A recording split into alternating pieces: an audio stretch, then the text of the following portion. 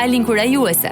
Dëgjoni Darlen Sala për disa minuta në Fjalin kurajuese, teksa reflektojmë për kujdesin e Zotit për ne. Shpesh në shkon në përmend një pyetje. A do t'ja di vërtet Zoti me çfarë po përballem unë tani? A intereson ati? Në fakt, veti Jezusit ju bë kjo pyetje 2 herë. A nuk t'i intereson?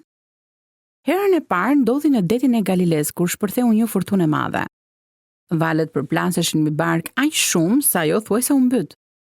Gjatë gjithë kësaj kohe, Jezusi flinte në kiç mbi një stëk. Dishepujt e zgjuan atë.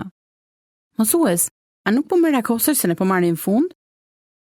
Dhe ai si u zgjua, e qortoi erën dhe i foli detit. Pusho, fashitu.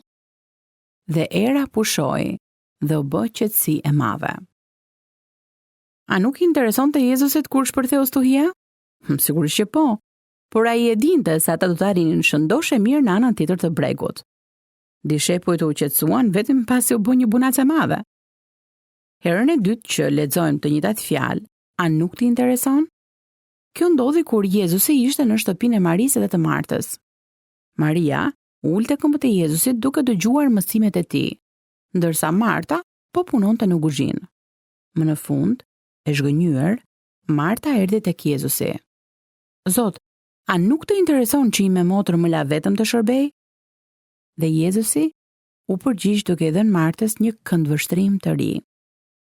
Ai tha se Maria kishte bërë zgjedhjen më të mirë, se përkushtimi me zemër ndaj Zotit e kënaq atë më shumë se sa puna e lodhshme dhe sakrifikuese. Zot, a nuk të intereson? Edhe ne bëjmë shpesh të njëjtën pyetje kur jemi në një situatë pa ndonjë lloj shpjegimi logjik. Edhe përgjigja është po. Perëndis i intereson situata juaj. Ai po të shikon. Në Psalmin 95 thuhet: sepse ai është Perëndia ynë dhe ne jemi populli i kullotës së tij dhe kopeja për cilën ai kujdeset. Sa herë që përballeni me ndonjë stuhi në jetën tuaj, ose jeni të irrituar sepse po punoni shumë, edhe duket se kur askush nuk do t'ja di. Mos harroni. Perëndia sheh dhe ai po kujdeset. Hidheni gjithë merakun tuaj mbi të, sepse ai merakoset për ju.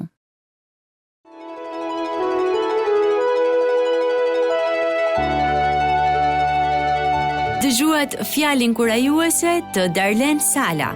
Për më shumë informacion për këtë program, vizitoni radioviz7.net.